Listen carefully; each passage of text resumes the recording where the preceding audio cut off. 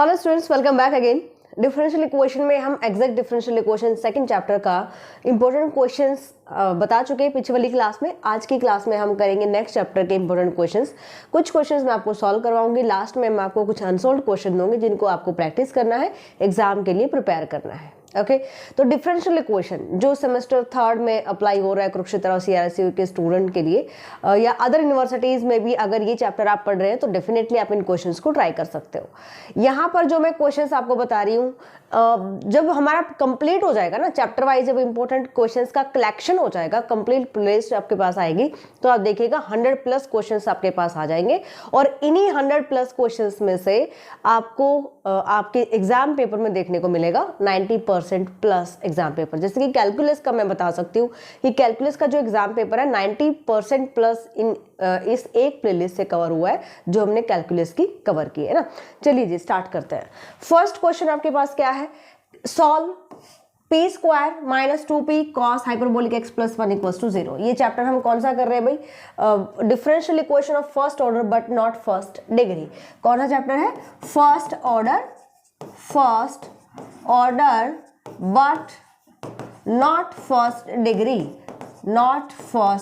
Degree. और हमें पता है ना फर्स्ट ऑर्डर हम कैसे बताते हैं, जैसे dy/dx अगर एक टाइम डेरिवेटिव हुआ है तो ये हमारे पास इसका ऑर्डर फर्स्ट रहेगा ना, 1 ऑर्डर रहेगा। अगर इसकी पावर 1 है तो डिग्री 1 हो जाएगी। अगर आपके पास इक्वेशन में सिर्फ फर्स्ट ऑर्डर डेरिवेटिव की टर्म ही है और इसकी पावर 2 दे दी जाए तो यहाँ पे यानी कि पावर अगर 2 आ जाती है तो डिग्री हमारी 2 हो जाती है ना। तो जो भी इक्वेशन आपको मिलने वाली है इस इक्वेशन में आपको डेरिवेटिव की टर्म मिलेगी फर्स्ट ऑर्डर की, बट उसकी पावर कितने भी हो सकती है। जैसे कि यहाँ पे अभी हमने क्या कहा था स्टार्टिंग में, जब हमने इक्वेशंस यहाँ पे स्टार्ट किए हैं, यानी कि जब हमने डिफरेंशियल इक्वेशन स्टार्ट किया है, इसकी प्लेलिस्ट आपने देख ली होगी। ऑर्डिनरी डिफरेंशियल इक्वेशन नेम से आपको प्लेलिस्ट मिल जाएंगी जिसमें मैं आपको इस टाइप के बहुत सारे क्वेश्चंस करवा चुके हूँ। लिंक वीडियो के डिस्क्रिप्शन में भी पिन कर देंगे तो आप वहाँ पे भी देख लेना, ठीक है। डिस्क्रिप्शन को भी चेक कर सकते हो। यहाँ जो P है ना, ये जो P है ये किसको रिप्रेजेंट करता है, ये रिप्रेजेंट करता है y का derivative with respect to x। आई बात समझ में।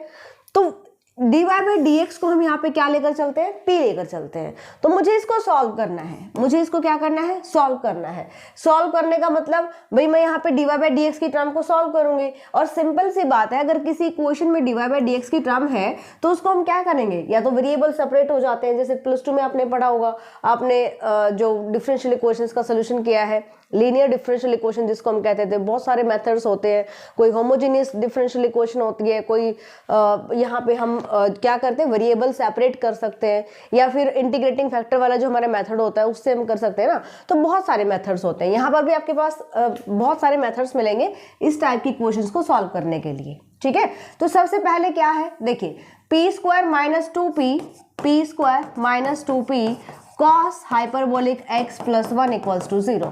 मुझे इसको सॉल्व करना है, मतलब मुझे y equals to f of x, यानी इस टाइप से y और x में इसका सोल्यूशन लेकर आना है। अंडरस्टैंड। तो हम क्या करेंगे, सबसे पहले हम इसको p में ही सॉल्व करेंगे। फर्स्ट ऑफ ऑल हम इसको p में सॉल्व करेंगे और p में सॉल्व करने के लिए हमें इसको कैसे सॉल्व करना पड़ेगा भाई, या तो क्योंकि p में क्वाड्रेटिक इक्वेशन है तो यहाँ से हम फैक्टराइजेशन कर सकते हैं, बट फैक्टराइजेशन करेंगे कॉस हाइपरबोलिक x आ रहा है, पहले इसको चेंज कर दो एक्सपोनेंशियल टर्म्स के अंदर।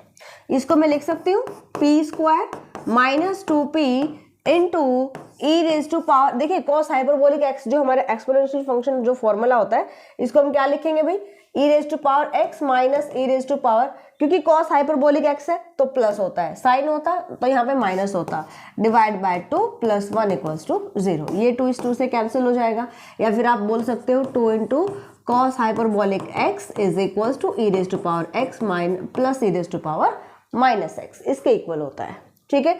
तो ये इक्वेशन मेरे पास किस टाइप से आ जाएगी, p square p into E raise to power x plus E raise to power minus x plus 1 equals to 0, ठीक है। मल्टीप्लाई ओपन कर लेते हैं, इसको मैं लिख सकती हूँ p square minus E raise to power x into p, ठीक है, और यहाँ से minus E raise to power minus X into P plus 1 equals to 0। इधर क्या कॉमन आ सकता है भाई, इधर मैंने p कॉमन लिया, इधर ये जो p है ना ये स्मॉल यानी कि सारा का सारा एक ही है भाई, फॉर्मेशन मैंने अलग कर दिया ना कहीं कहीं पे, p, ठीक है, यहां से मैंने p कॉमन लिया, p minus E raise to power x common आ गया। यहां से हम क्या कॉमन लें कि मेरे पास ये सेम फैक्टर आ जाए। इधर से मुझे क्या कॉमन लेना चाहिए, p माइनस आना चाहिए, तो ये वाली टर्म मैं कॉमन लूंगी, है ना। E raise to power minus x मैंने कॉमन लिया, माइनस भी कॉमन ले लिया ताकि p मेरे पास यहाँ पे क्या आ जाए, पॉजिटिव आ जाए। ये p पॉजिटिव हो गया क्योंकि माइनस भी मैंने बाहर ले लिया, e raise to power minus x भी। यहाँ से क्योंकि माइनस कॉमन लिया है, इन दोनों टर्म्स में से माइनस कॉमन लिया तो इधर माइनस रहेगा, और e raise to 1 divide by E raise to power minus x, 1 divide by E raise to power minus x, और मल्टीप्लाई करोगे e raise to power minus x से, किसको, 1 को, तो जो मल्टीप्लाई किया वो तो बाहर आ गया। क्या बचा यहाँ पे, 1 divide by E raise to power minus X, ये तो मैंने कॉमन ले लिया, है ना, ये आ गया e raise to power minus x, और इसको आप क्या लिखेंगे, e raise to power x लिखेंगे, तो ये आ जाएगा p minus E raise to power x equals to 0। Factorization कर सकते हैं तो फैक्टराइजेशन कर लीजिए, जैसे कि यहाँ पर बन रहे हैं, है ना। आगे के क्वेश्चंस में हम अलग मेथड भी डिस्कस करेंगे। p minus E raise to power X मैंने कॉमन लिया, ये आ जाएगा p minus E raise to power minus X equals to 0। या तो ये टर्म 0 के इक्वल या फिर ये वाली टर्म 0 के equal. Okay, so p minus E raise to power x equals to 0 और p minus E raise to power minus X equals to 0 implies that p equals to e raised to power x और p equals to e raised to power minus x। p की value put कर दो, starting में बताया था मैंने क्या होता है p की value, dy by dx e raised to power x। अब यहाँ पे हम +2 वाले फॉर्मूलाज अप्लाई करेंगे। देखो सारे के सारे डेरिवेटिव इंटीग्रेशन आपके टिप्स पर होने चाहिए। +2 में जो आपने डिफरेंशियल इक्वेशन पढ़ा है सारे मेथड आपको क्लियर होने चाहिए, सारे यूज हो जाएंगे A to Z। यहाँ से मैं वेरिएबल सेपरेट कर सकती हूँ, e raise to power x into D X को इधर ले जाओ। Similarly dy equals to e raise to power minus X into D X and integrating on both side. दोनों को हम इंटीग्रेट कर लेते हैं, प्लस क्योंकि इनडेफिनेट इंटीग्रल है तो कांस्टेंट यूज करेंगे हम, प्लस c1। ओके, यहाँ से इंटीग्रेशन किया क्या आ जाएगा, y equals to E raise to power X plus C, and यहाँ से जब सोल्यूशन किया तो y equals to E raise to power minus X का इंटीग्रेशन करोगे minus E raise to power minus X plus c1। Clear that point. तो मुझे यहाँ से जो सोल्यूशन मिलते हैं, जनरल सोल्यूशन हम कैसे लिखेंगे भाई, इन सारी टर्म्स को इधर शिफ्ट कर लो, यानी जो कांस्टेंट आपके पास है यहाँ पे आप सेम कांस्टेंट भी यूज कर सकते हो, कोई दिक्कत नहीं है। यहाँ पे अगर मैं ओनली c लेती हूँ so no problem, implies that you can write y minus e raised to power x minus c equals to 0 और y plus e raised to power minus x minus c equals to 0। ठीक है, general solution कैसे लिखेंगे ये बहुत important है। अगर आपने सॉल्यूशन कर लिया और लास्ट में सॉल्यूशन को अच्छे से लिखा नहीं कि हम जनरल सॉल्यूशन को यहाँ पे कैसे रिप्रेजेंट करेंगे तो प्रॉब्लम हो जाएगी, यानी कि आपका मार्क्स यहाँ से बिल्कुल कट सकता है। ओके, तो जनरल सॉल्यूशन क्या आ जाएगा, जो दोनों सॉल्यूशंस आपके पास आए हैं इन दोनों की हम करेंगे multiply, this into y plus E raise to power minus X minus c equals to 0। This is your general solution। Clear that point। इसी तरीके से आपके पास सेकंड क्वेश्चन देखते हैं, क्वेश्चन नंबर सेकंड। सॉल्यूशन कैसे करेंगे, क्या स्टेटमेंट है, कहता है कि solve differential equation 2px plus p square y। अब यहाँ पे देखिए, जैसे फर्स्ट क्वेश्चन अभी मैंने आपको करवाया, इधर हमने p में ही टर्म दे रखी थी p स्क्वायर, यानी कि p में क्वाड्रेटिक इक्वेशन थी और मैंने वहां पे फैक्टराइजेशन कर लिया और इजीली हमने लास्ट में दो सॉल्यूशंस फाइंड आउट कर लिए x और y में, है ना। तो दो सॉल्यूशन आपके पास आएंगे, उनको हमें मल्टीप्लिकेशन फॉर्म में लिखना है। ये आपका जनरल सॉल्यूशन लिखने का तरीका है, इसको आपको लिखना पड़ेगा लास्ट में, ठीक है। यानी वहां तक अगर छोड़ सकते हैं तो आपका हाफ मार्क्स या 1 मार्क्स कट सकता है। जनरल सॉल्यूशन को बहुत अच्छे से लिखना है आपको, ठीक है। चलिए, अब यहाँ पे जो आपके पास क्वेश्चन पूछा गया है, इस क्वेश्चन में y और x और p तीनों की टर्म्स दी गई है ना। मुझे यहाँ पर क्या करना है, मुझे या तो y और p में रखना है या फिर मुझे x और p में रखना है, इन दोनों फॉर्म्स में लेकर आना है। अब यहाँ पर x y p तो रहेगा, यहाँ पे x y को मैं कैसे यहाँ पे एक को इलिमिनेट कर सकती हूँ, तो इलिमिनेट कैसे कर सकते हैं, डेरिवेटिव करके कर सकते हैं। इस फॉर्म में अगर आ जाए ना, देखो ये गिवन है आपको y equals to F of X, इसको हम क्या बोलते हैं, सॉल्वेबल फॉर वाई।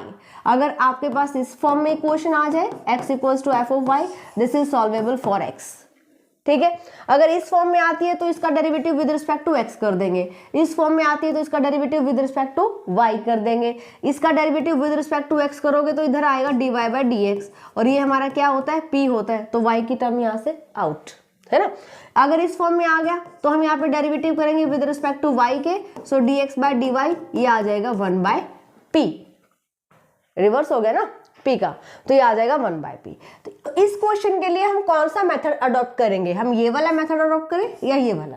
अब आप देखो कि y equals to F of x बन रहा है या x equals to F of y बन रहा है। यहाँ देखिए जरा, y और यहाँ पे भी y की टर्म है, ठीक है। अगर मैं इस y को इकट्ठा करती हूँ तो p स्क्वायर मेरा डिवाइड में जाता है ना, लेकिन x की मेरे पास एक ही टर्म है, तो इसको मैं सॉल्व कर सकती हूँ। 2px इक्वल्स टू y, इस टर्म को उठाओ इधर शिफ्ट कर दो, p स्क्वायर y।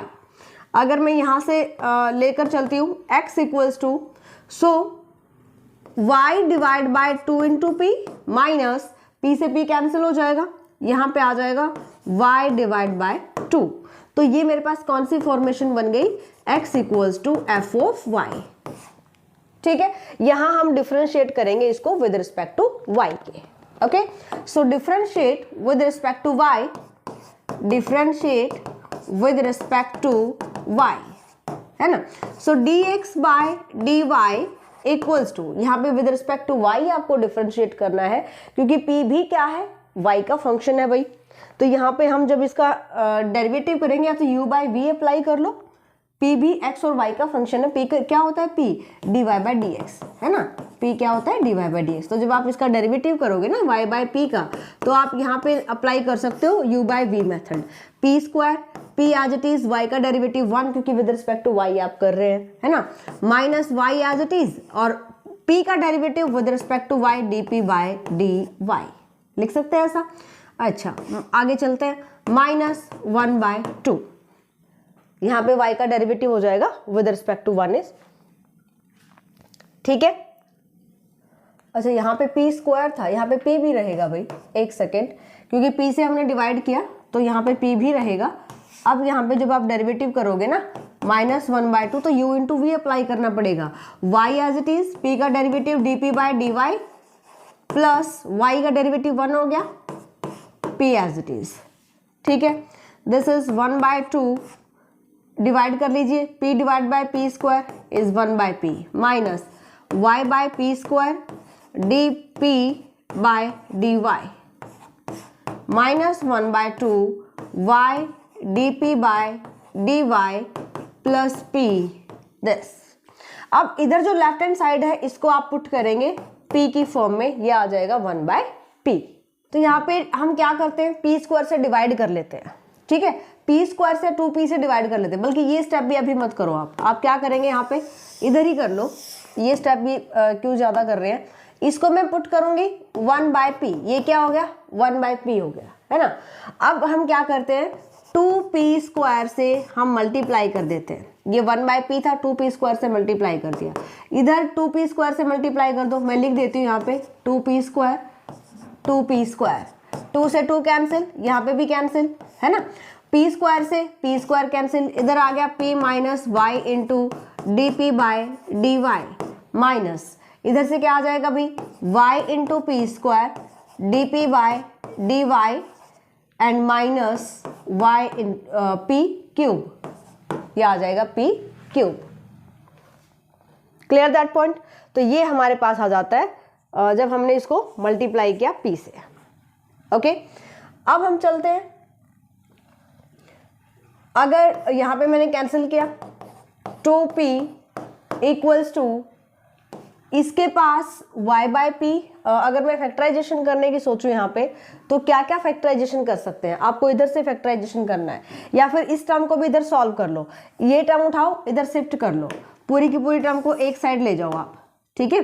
तो ये आ जाएगा, मैं इनको इधर शिफ्ट कर लेती हूँ ताकि पॉजिटिव हो जाए, p cube minus Y P square D P by D Y plus, ये भी इधर आके plus y into D P by D Y और माइनस p, ये वाली नेगेटिव, और इधर क्या है 2p है, प्लस 2p इक्वल्स टू 0, ये टर्म आ जाती है। अब आपको करना है फैक्टराइजेशन, ठीक है, क्या करना है, फैक्टराइजेशन। ये प्लस है भाई, प्लस, यहां से सॉल्व करेंगे तो ये इधर मेरे पास आ जाएगा p, इसको हटा दे, यहां पे लिख देती हूं प्लस p, राइट, कॉमन ले लो, y dp बाय, ठीक है, यहां से मैंने p कॉमन लिया और p स्क्वायर, इधर मेरे पास है p plus y dp by dy, इधर से 1 कॉमन 1 लिख सकते हैं, y या p को पहले लिख लो, नो प्रॉब्लम, दोनों पॉजिटिव हैं,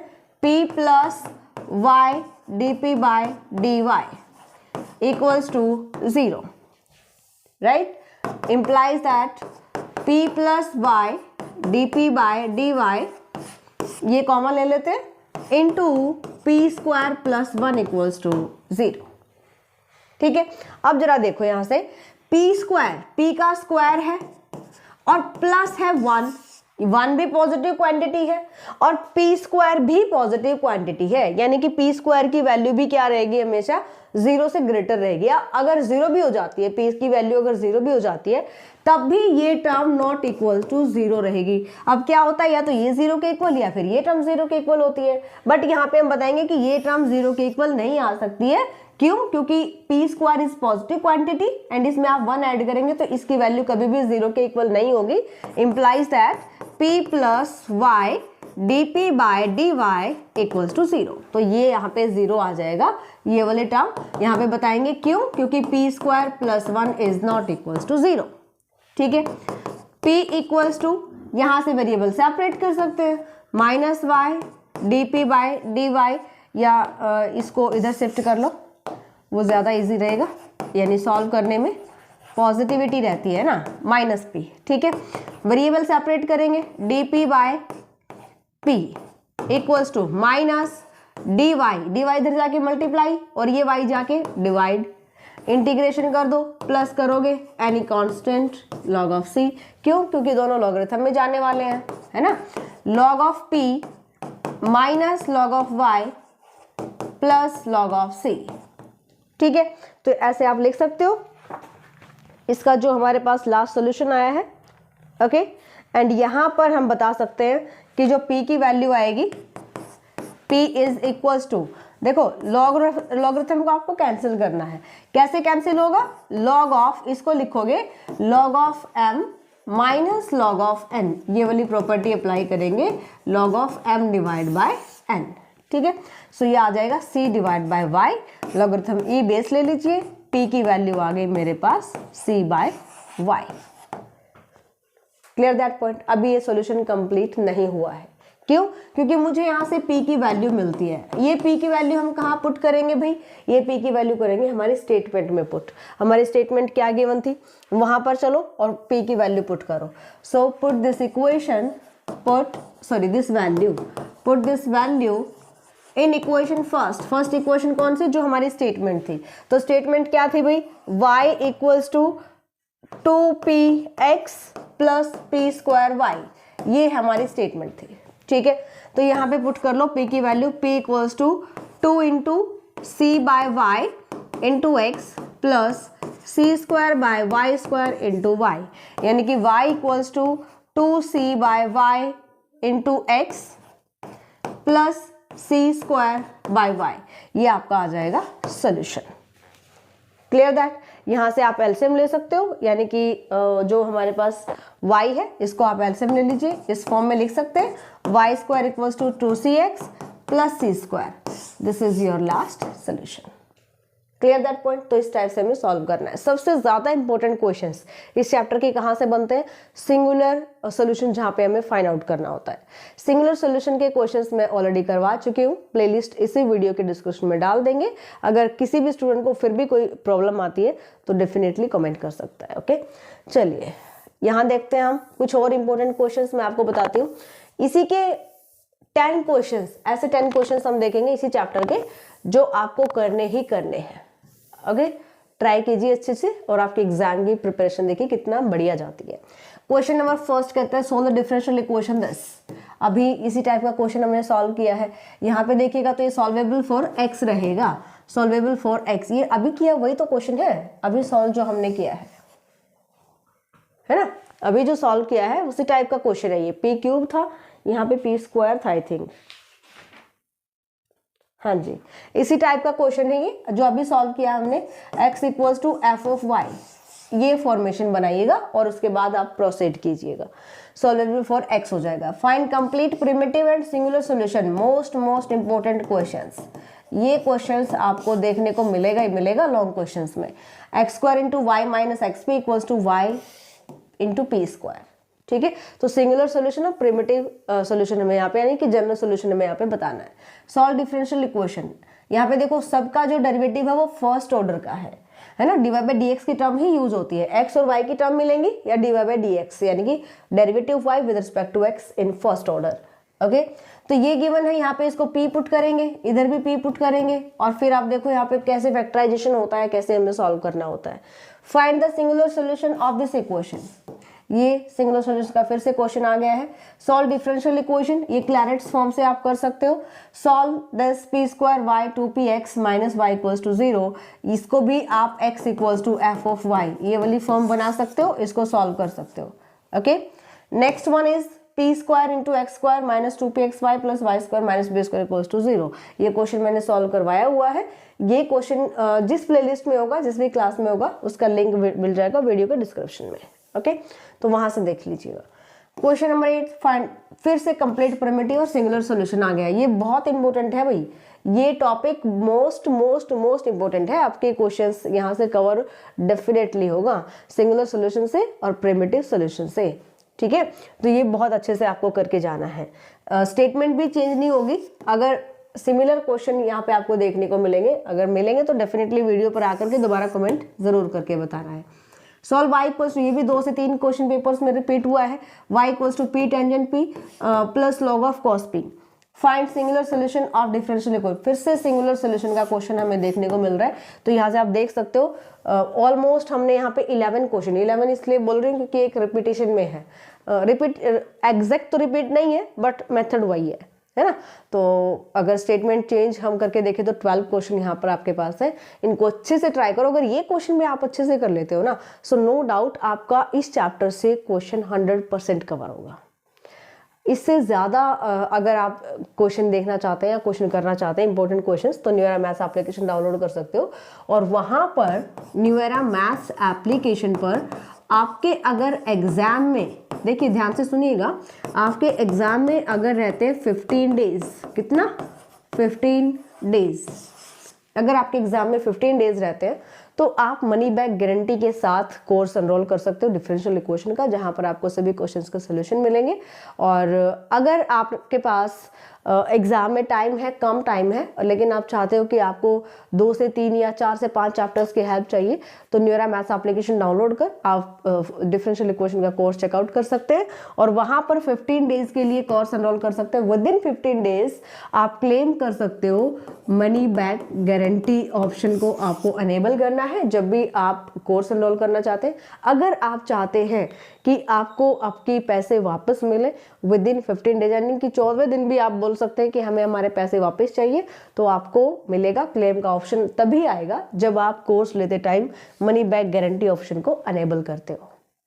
क्लियर दैट पॉइंट। जब भी आप बाय नाउ पे जाओगे उसके बाद आपको शो करेगा 100% मनी बैक गारंटी, उसको आपको क्लिक करना है और उसके बाद आगे का प्रोसीजर करना है। उसके बाद आप 15 दिन के अंदर अंदर, ध्यान से सुनना, 15 दिन के अंदर अंदर आप क्लेम कर सकते हैं अपने जो फीस है आपकी डिफरेंशियल इक्वेशन कोर्स की, उसको वापस लेने के लिए।